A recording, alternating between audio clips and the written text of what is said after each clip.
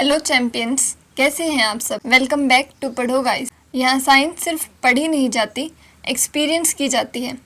आज मैं तुम्हें एक ऐसी दुनिया में ले जाने वाली हूँ जहाँ हर चीज़ अलग है, हर जीव की अपनी एक कहानी है और हर प्लांट और हर एनिमल के पास अपनी एक सुपर पावर है। लेकिन स्टार्ट करने से पहले एक चैलेंज।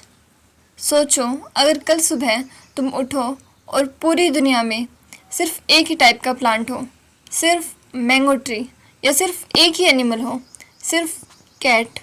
ना बटरफ्लाई, ना एलिफेंट, ना रोज़, ना फिश, ना बर्ड्स। सोचो दुनिया कितनी बोरिंग लगती। इसलिए नेचर कभी कॉपी पेस्ट नहीं करती।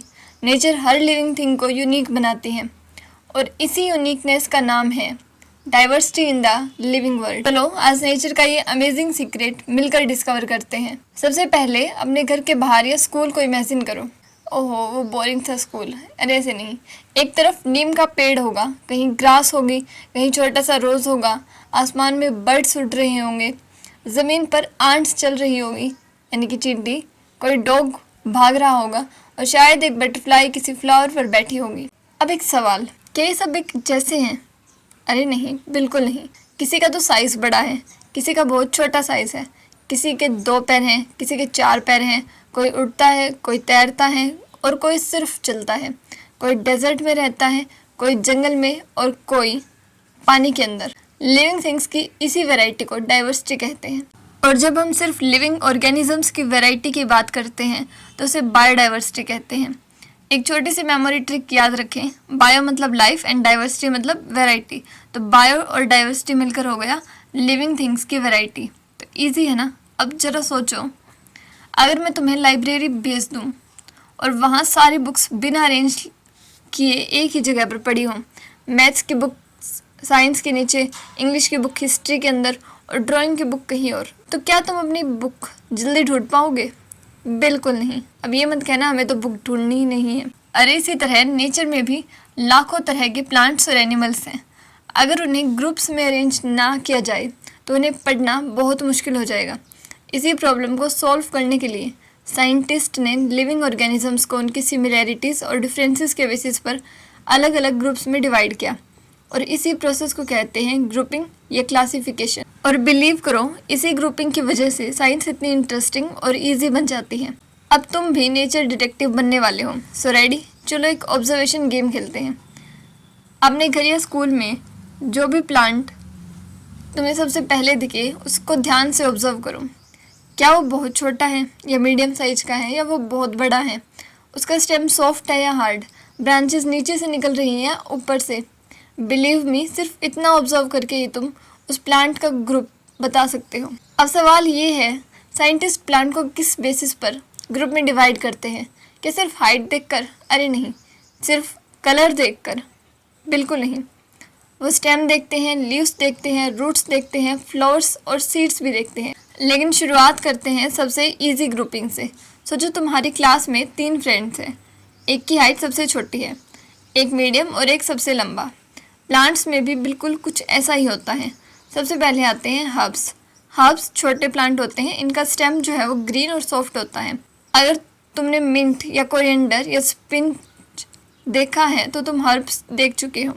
अब आते हैं दूसरे ग्रुप पर, श्रब्स। ये हर्ब से बड़े होते हैं लेकिन ट्री जितने बड़े नहीं हो पाते।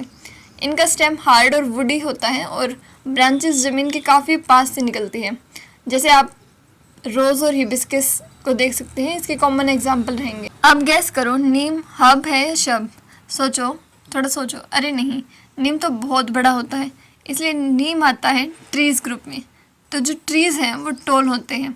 इनका स्टेम बहुत थिक, हार्ड और वुडी होता है। इसी थिक स्टेम को ट्रंक भी कहते हैं। इनके ब्रांचेस काफ़ी ऊपर से निकलती हैं। नीम, मैंगो, बनियन और पीपल सब ट्रीज़ हैं। अब सोचो, एक मनी प्लांट को बिना किसी सपोर्ट के खड़ा कर दिया जाए, क्या वो नीम के पेड़ की तरह सीधा खड़ा रह पाएगा? अरे नहीं, बिल्कुल नहीं, क्योंकि कुछ प्लांट्स का स्टेम इतना वीक होता है कि अपने आप सीधा खड़ा नहीं रह सकता। ऐसे प्लांट्स को ऊपर बढ़ने के लिए किसी की सपोर्ट की ज़रूरत होती है, या किसी वॉल की, स्टिक या दूसरे प्लांट्स का सहारा लेकर ही ऊपर चढ़ता है। ऐसे प्लांट्स को क्लाइंबर कहते हैं। मनी प्लांट, ग्रेव पाइन और पी प्लांट इसके कॉमन एग्जाम्पल्स हैं। अब एक इंटरेस्टिंग प्लांट देखते हैं, पंपकिन, वाटरमेलन और बॉटल गार्ड। इनका स्टेम भी वीक होता है, लेकिन ये सपोर्ट लेकर ऊपर नहीं चढ़ते। ये आराम से ज़मीन पर फैलते हैं और ग्रो करते हैं, और इन्हें कहते हैं क्रीपर। अब हम प्लांट के सिर्फ स्टेम को नहीं, उसकी लीफ को भी ऑब्जर्व करेंगे। क्या तुमने कभी लीफ को ध्यान से देखा है? उसके अंदर बहुत सारी पतली पतली लाइंस बनी होती हैं। इन लाइंस को वेन्स कहते हैं। और अगर नहीं देखा है तो फटाफट खड़े होकर अपने गार्डन से एक लीफ उठा कर लाओ और देखो, और फिर साथ में समझो। मैं चला जाऊंगा। हाँ हाँ जा। मैं सचमुच चला जाऊंगा। चल चल चल चल चल। मैं जा रहा हूँ। अरे तू जा रही। और लीफ में वेन्स किस पैटर्न में अरेंज है उसे वेनेशन कहते हैं। बस 2 टाइप से याद रखनी है। पहली है रेटिकुलेट वेनेशन। अगर लीफ के वेन्स एक जाल या नेट की तरह दिखाई देते हैं तो उसे रेटिकुलेट वेनेशन कहते हैं। हिबिस्कस, मैंगो और नीम की लीव्स में तुम्हें पैटर्न देखने को मिलेगा। अब दूसरी टाइप है पैरेलल वेनेशन। अगर लीफ की सारी वेन्स एक दूसरे के साथ सीधी चलती है, बिल्कुल रेलवे ट्रैक की तरह, तो उसे पैरेलल वेनेशन कहते हैं। बनाना, ग्रास और मेज की लीव्स में पैरेलल वेनेशन होती है। तो ये तो थी लीफ की बात, लेकिन सरप्राइज अभी बाकी है। क्या सिर्फ लीफ देखकर रूट का टाइप पता किया जा सकता है? बिलीव इट और नॉट, साइंस का आंसर है हाँ। और इसी मैजिक कनेक्शन को अब हम समझने वाले हैं। अब तक हमने लीव्स को ऑब्जर्व करना सीख लिया, लेकिन नेचर का मैजिक अभी ख़त्म नहीं हुआ। अब ज़रा सोचो, अगर किसी प्लांट की सारी लीव्स तोड़ दी जाए और सिर्फ रूट्स दिखाई दे, तो क्या हम उस प्लांट के बारे में कुछ गैस कर सकते हैं? बिल्कुल कर सकते हैं। प्लांट्स की रूट्स भी अलग अलग टाइप्स की होती हैं। सबसे पहले होती है टैप रूट। अब बड़े प्लांट की रूट तो तुम नहीं निकाल सकते। कोई छोटा सा प्लांट हब जो तुम्हारे घर पे हो, उसकी रूट अगर तुम निकाल सकते हो, या फिर तुम कभी खेत में जाओ तो तुम्हें वहाँ पर वीड्स दिखाई दे तो उनकी रूट निकाल कर देखना। तो सबसे पहली जो रूट होती है वो होती है टैप रूट। टैप रूट में एक बड़ी और मोटी मेन रूट होती है। इसी मेन रूट से बहुत सारी छोटी छोटी साइड रूट्स निकलती हैं, बिल्कुल वैसे ही जैसे एक बड़ा ट्री और उसकी बड़ी सारी ब्रांचेस होती हैं। मस्टर्ड, पी, ग्रैम और मैंगो जैसे प्लांट्स में टैप रूट मिलती है। अब आती है दूसरी टाइप, फाइब्रस रूट। इसमें कोई एक मेन रूट नहीं होती, बहुत सारी पतली पतली रूट्स लगभग एक ही साइज़ की होती हैं। ये बिल्कुल बालों की ब्रंच जैसी दिखती हैं। ग्रास, वीट, राइस, बनाना में फाइब्रस रूट होती है। अब इसे याद रख सकते हैं, हेयर जैसे रूट्स होंगे तो फाइब्रस रूट। ये क्वेश्चन एग्जाम में भी बहुत बार पूछा जाता है, ध्यान से सुनना। जिस प्लांट में रेटिकुलेट वेनेशन होती है उसमें मेजरली टैप रूट होती है, और जिस प्लांट में पैरेलल वेनेशन होती है उसमें मेजरली फाइब्रस रूट होती है। वाव! और अगर रूट देख लो तो लीफ का पैटर्न भी प्रिडिक्ट कर सकते हो। अब चैप्टर का एक इम्पॉर्टेंट कॉन्सेप्ट, कभी तुमने किसी सीड को ध्यान से देखा है? हर सीड के अंदर एक स्पेशल फूड स्टोरेज पार्ट होता है जिसे कोटिलीडन कहते हैं। इसी कोटिलीडन के बेसिस पर प्लांट्स को 2 ग्रुप में डिवाइड किया जाता है। अगर सीड के अंदर सिर्फ एक कोटिलीडन है तो उसे हम कहेंगे मोनोकोट, जैसे कि राइस, वीट, मेज, बनाना। और अगर सीड के अंदर 2 कोटिलीडन्स है तो उसे हम कहेंगे डाइकोट, 2 डाई। ठीक है, ऐसे याद रख लो। तो डाइकोट के एग्जांपल रहेंगे पी, ग्राम, बीन, मस्टर्ड। तो मोनोकोट जो होगी वो एक कोटिलीडन होगा, पैरेलल वेनेशन, फाइब्रस रूट। और डाइकोट के अंदर 2 कोटिलीडन्स होंगे, उसकी रेटिकुलेट वेनेशन होगी और टैप रूट होगी। अब मुझे लगता है कि तुम किसी भी प्लांट को देखकर उसके बारे में पहले से कहीं ज़्यादा बता सकते, लेकिन सिर्फ प्लांट्स तक ही नेचर सीमित नहीं है। अब हम मिलने वाले हैं एनिमल्स की अमेजिंग दुनिया से। और एक छोटा सा क्वेश्चन, क्या फिश और ईगल एक ही जगह रहते हैं? नहीं ना। क्या कैमल और व्हेल एक जैसे चल सकते हैं? अरे बिल्कुल नहीं। हर एनिमल की बॉडी और उसका रहने का तरीका अलग होता है। इसी वजह से साइंटिस्ट एनिमल्स को भी उनकी सिमिलैरिटीज़ के बेसिस पर ग्रुप्स में डिवाइड करते हैं। सबसे पहले बात करते हैं उनके हैबिटेट की। हैबिटेट का मतलब होगा किसी लिविंग ऑर्गेनिज्म का नेचुरल होम। सिंपल वर्ड्स में, जहाँ कोई प्लांट या एनिमल नेचुरली रहता है, ग्रो करता है और अपनी लाइफ कंप्लीट करता है, वह उसका हैबिटेट होता है। जैसे फिश का हैबिटेट है वाटर। कैमल कहाँ रहता है? डेजर्ट में, तो उसका हैबिटेट हो गया डेजर्ट। टाइगर का हैबिटेट होगा फॉरेस्ट। और पोलर बियर का हैबिटेट होता है बहुत ठंडे स्नो कवर्ड एरियाज़ में। और ह्यूमंस, हमें अपनी इंटेलिजेंस की वजह से अलग अलग हैबिटेट्स में रहना सीख लिया है। अब एक चैलेंज, सोचो अगर फ़िश को डेजर्ट में छोड़ दिया जाए तो क्या वो वहाँ पर सर्वाइव करेगी? बिल्कुल नहीं। और अगर कैमल को ओशियंस के बीच में छोड़ दिया जाए तो उसके लिए भी सर्वाइव करना बहुत मुश्किल होगा। लेकिन ऐसा क्यों होता है? क्योंकि हर लिविंग थिंग अपनी हैबिटेट के अकॉर्डिंग बनी होती है। इसी स्पेशल क्वालिटी को कहते हैं अडप्टेशन। अडप्टेशन का मतलब होता है कि लिविंग ऑर्गेनिजम्स के ऐसे स्पेशल फीचर्स जो उन्हें अपने हैबिटेट के अंदर सर्वाइव करने में हेल्प करते हैं। अब कुछ अमेजिंग एग्जांपल्स हैं, जैसे कि कैमल को डेजर्ट का शिप भी कहा जाता है। लेकिन क्यों कहा जाता है? क्योंकि उसकी बॉडी जो है वो डेजर्ट में सर्वाइव करने के लिए स्पेशली अडप्टेड है।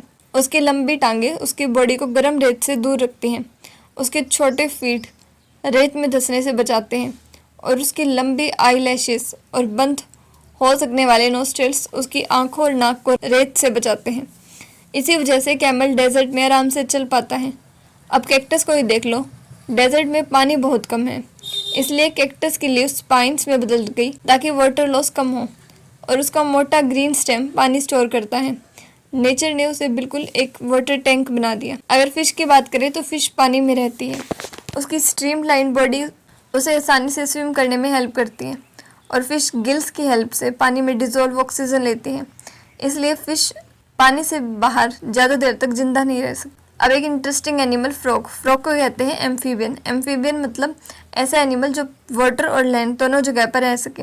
फ्रॉग अपनी लाइफ का कुछ हिस्सा पानी में और कुछ हिस्सा ज़मीन पर स्पेंड करता है, इसी वजह से फ्रॉग एक एम्फीबियन है।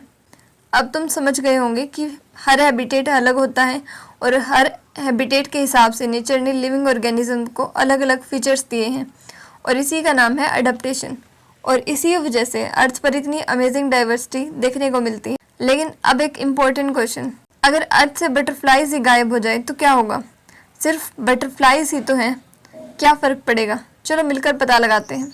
सोचो एक गार्डन है और बहुत सारे ब्यूटीफुल फ्लावर्स खिले हुए हैं उसमें। बटरफ्लाइज और बीज रोज़ उन फ्लावर्स पर आती हैं, सिर्फ नेक्टर पीती नहीं, ये अननोइंगली एक फ्लावर के पोलन दूसरे फ्लावर्स तक पहुंचाती हैं, और इसी प्रोसेस को पॉलिनेशन कहते हैं। और इसी की वजह से बहुत सारे प्लांट्स, फ्रूट्स और सीड्स बन पाते हैं। अब सोचो, अगर बटरफ्लाइज और बीज ही नहीं आ रहे तो बहुत से प्लांट्स, फ्रूट्स और सीड्स बनाना बंद कर देंगे, और धीरे धीरे इसका इफेक्ट पूरी फूड चेन पर पड़ने लगेगा। इसलिए नेचर में कोई भी ऑर्गेनिज्म यूजलेस नहीं होता। हर लिविंग ऑर्गेनिज्म का अपना एक इम्पोर्टेंट रोल होता है, और इसी वजह से बायोडाइवर्सिटी को प्रोटेक्ट करना बहुत इम्पोर्टेंट है। लेकिन दुख की बात यह है कि आज हम ह्यूमन एक्टिविटीज़ की वजह से बहुत से प्लांट्स और एनिमल्स के हैबिटेट डिस्ट्रॉय हो रहे हैं, जैसे कि जंगल काटे जा रहे हैं, पोल्यूशन बढ़ रहा है, और कई एनिमल्स एंडेंजर्ड होते जा रहे हो। एंडेंजर्ड मतलब जो ख़त्म होने की कगार पर हो, जिन्हें खतरा हो, ख़त्म हो सकते हो जो कभी भी, लेकिन अभी ख़त्म हुए नहीं, उसे हम कहते हैं एंडेंजर्ड स्पीसीज़। इसलिए हमें फॉरेस्ट को बचाना चाहिए, पानी को क्लीन रखना चाहिए, और अननेसेसरी हंटिंग को रोकना चाहिए। अब मिलते हैं एक ऐसे इंसान से जिन्होंने अपनी पूरी लाइफ बर्ड्स को समझने और उनकी प्रोटेक्शन के लिए डेडिकेट कर दी। इनका नाम था डॉक्टर सलीम अली। इन्हें बर्ड मैन ऑफ इंडिया भी कहा जाता है। उन्होंने इंडिया के बर्ड्स को बहुत ध्यान से स्टडी किया और लोगों को बताया कि बर्ड्स हमारे एनवायरनमेंट के लिए कितने इम्पोर्टेंट है। उनकी वजह से बहुत से लोगों ने बर्ड्स को प्रोटेक्ट करने की अवेयरनेस बढ़ी। इसी तरह इंडिया में वाइल्ड लाइफ को बचाने के लिए कई इम्पोर्टेंट एफर्ट्स किए गए। सबसे फेमस है प्रोजेक्ट टाइगर। इस प्रोजेक्ट का मेन एम इंडिया के टाइगर्स और उनके हैबिटेट्स को प्रोटेक्ट करना। इसी तरह कुछ जगहों पर चीता को दोबारा बचाने के लिए कोशिश की गई ताकि बायोडाइवर्सिटी और स्ट्रॉन्ग हो सके। और एक और बहुत स्पेशल बर्ड है ग्रेट इंडियन बस्टर्ड। ये इंडिया के सबसे एंडेंजर्ड बर्ड्स में से एक है। इसकी पॉपुलेशन बहुत कम रह गई है, इसलिए इसकी प्रोटेक्शन के लिए भी स्पेशल एफर्ट्स किए जा रहे हैं।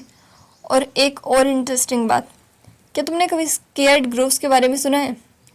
इंडिया के कुछ एरियाज़ में लोग फॉरेस्ट के कुछ छोटे पार्ट्स को बहुत प्राइवेट मानते हैं। इन जगहों पर लोग पेड़ नहीं काटते और एनिमल्स को भी नुकसान नहीं पहुंचाते। इसी वजह से वहाँ के बायोडाइवर्सिटी नेचुरली सेफ रहती है। ये हमें सिखाता है कि अगर हम नेचर की रिस्पेक्ट करेंगे तो नेचर भी हमें हेल्दी एनवायरनमेंट देगा। साइंस सिर्फ बुक में नहीं होती, साइंस हमारे आसपास हर जगह होती है, बस ज़रूरत है ध्यान से ऑब्जर्व करने की। अगर आज का वीडियो तुम्हें पसंद आया हो और तुमने कुछ नया सीखा तो वीडियो को लाइक ज़रूर करना और अपने दोस्तों के साथ शेयर करना, और पढ़ो गाइस को सब्सक्राइब करना मत भूलना। मैं मिलूँगी तुमसे अगले चैप्टर के साथ। तब तक याद रखो, जितना ज़्यादा ऑब्जर्व करोगे उतना ही साइंस तुम्हें इंटरेस्टिंग लगेगी। सो बाय बाय चैंपियंस।